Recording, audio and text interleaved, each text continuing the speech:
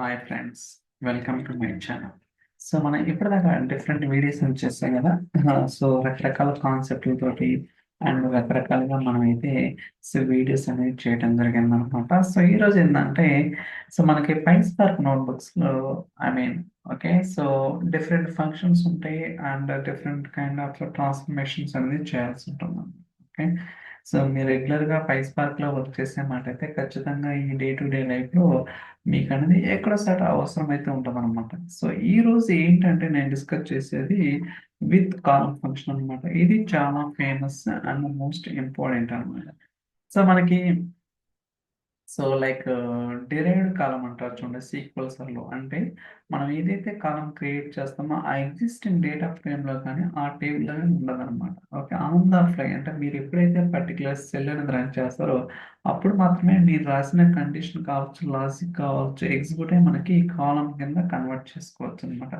It's like A case statement అంటారు మన సీక్వెన్స్లో simple చెప్పాలంటే. బట్ ఇక్కడ ఏంటంటే ఇది పైస్పార్క్ కాబట్టి ఇక్కడ మనం విత్ కాలం ఫంక్షన్ యూజ్ చేసుకొని మీకు కావాల్సిన లాజిక్ అనేది రాసుకోవచ్చు.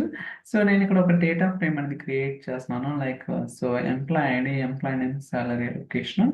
మనకి ఇక్కడ 4 కాలమ్స్ ఉన్నాయి. ఈ 4 కాలమ్స్ తోటి స్పార్క్ డేటా ఫ్రేమ్ క్రియేట్ చేద్దాం. Study once.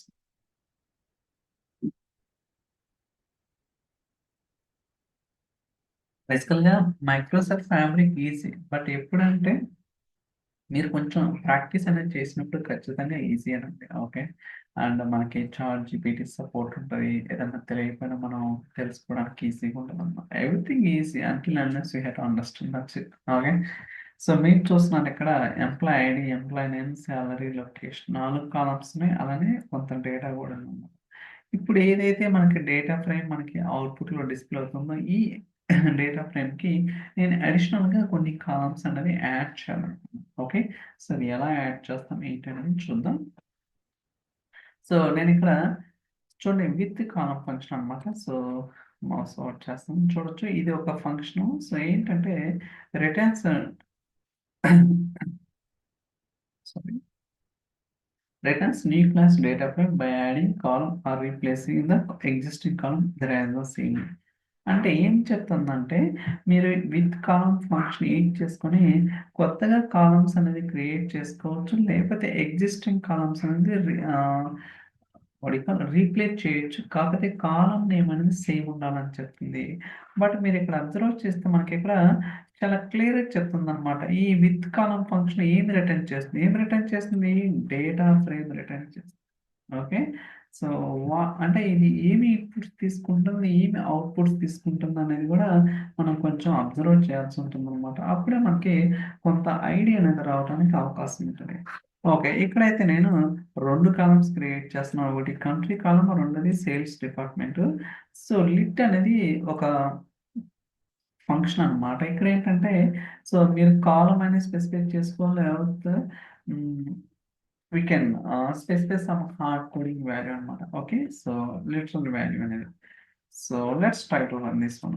సో ఇప్పుడు ఈ ఎగ్జిస్టింగ్ డేటా ఫ్రేమ్ ఏదైతే ఉందండి ఇప్పుడు దానికి 2 కాలమ్స్, ఒకటి కంట్రీ కాలమ్, రెండోది వచ్చేసరికి సేల్స్ డిపార్ట్మెంట్. 2 కాలమ్స్ అనేది మనం క్రియేట్ చేయడం జరిగింది. మీరు చూడొచ్చు కంట్రీ అండ్ సేల్స్ డిపార్ట్మెంట్. అలానే ఎగ్జిస్టింగ్ కాలమ్స్ ఒకవేళ మీరు కొత్తగా కాలమ్స్ క్రియేట్ చేయకూడదు అనుకుంటే మీరు ఏదైనా ట్రాన్స్ఫర్మేషన్స్ కానీ లాజిక్ అనేది ఎగ్జిస్టింగ్ కాలమ్స్ అప్లై చేసుకోవాలంటే అలా కూడా చేయొచ్చు. బట్ కాలం నేమ్ అనేది సేమ్ ఉండదు. ఫర్ ఎగ్జాంపుల్ ఈ సెల్ అనేది ఏం రాస్తున్నా అంటే ఎంప్లాయీ సాలరీ కాలంకి సమ్ కాలం మల్టిప్లై చేస్తాం సమ్ వాల్యూ. చూడండి ఇక్కడ ఈఎంపీ సాలరీ, అలానే ఇక్కడ కూడా ఈఎంపీ సాలరీ ఉందన్నమాట. Same column. That's right one.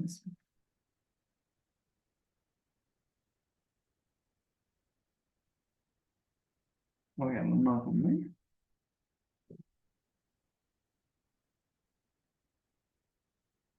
Okay, మీరు అబ్జర్వ్ చేస్తే ఇక్కడ వచ్చిన అవుట్పుట్కి ఇక్కడ వచ్చిన అవుట్పుట్కి సో డిఫరెన్స్ అనేది చూడొచ్చు అనమాట. ఎందుకంటే మనం మల్టిప్లై 100 చేస్తున్నాం అనమాట. ఓకే, అలానే ఇందాక చెప్పినట్టుగా కొత్త కాలమ్స్ అనేది క్రియేట్ చేసుకోవచ్చు. ఓకే, ఇది కాల్ అనేది ఒక ఫంక్షన్ అనమాట. ఇక్కడ మీరు కాలం అనేది స్పెసిఫై చేసుకోవచ్చు. So let's try to run. Very very simple అనమాట. ఇక్కడ పెద్ద కాంప్లికేట్ అంటే ఏముండదు. చూడండి ఎంప్లాయీ సాలరీ డూప్లికేట్. సో ఏదైతే కాలం ఉందో ఆ కాలం తోటి వేరే కాలం అనేది క్రియేట్ చేస్తున్నాం.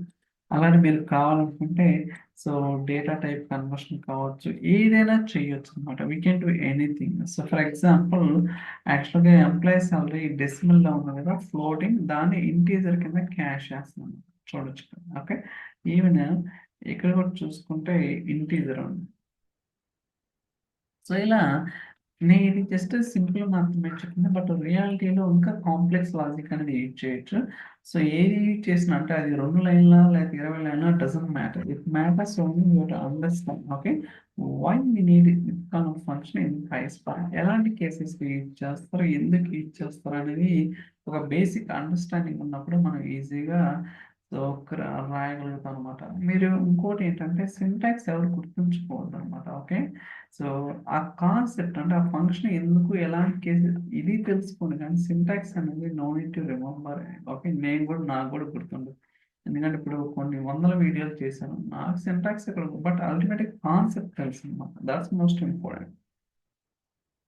Yeah! I think that's all for this video. Will try to come me way. Thank you so much for watching. We will catch you in the next video. Bye bye.